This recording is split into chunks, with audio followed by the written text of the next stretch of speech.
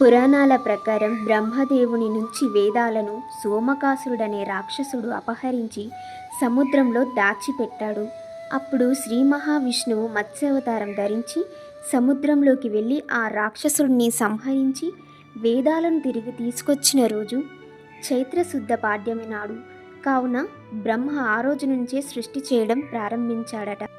మరికొన్ని చరిత్ర పుస్తకాలు శాతవాహన వంశానికి చెందిన గౌతమిపుత్ర శాతకర్ణి రాజు దక్షిణ భారతదేశాన్ని పాలించేవాడు.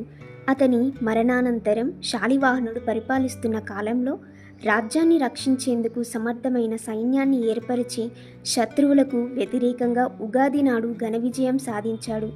కావున శాలివాహన శకం ఆరంభమైందని చరిత్ర పుస్తకాలు తెలియజేస్తున్నాయి.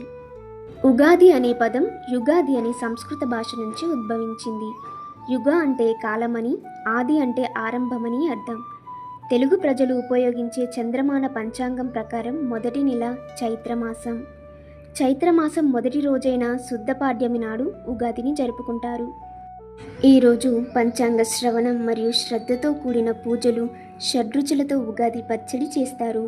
షడ్రుచులు అంటే 6 రుచులు: తీపి, చేదు, పులుపు, కారం, ఉప్పు, వగరు.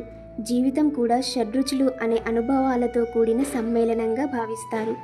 వంటకాలలో ప్రత్యేకంగా భక్ష్యాలను ఇష్టంగా చేస్తారు.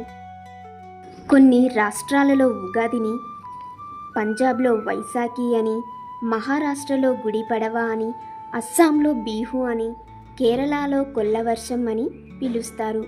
మిగతా రాష్ట్రాలు సౌరమానాన్ని అనుసరించి ఉగాది పండుగను జరుపుకుంటాయి.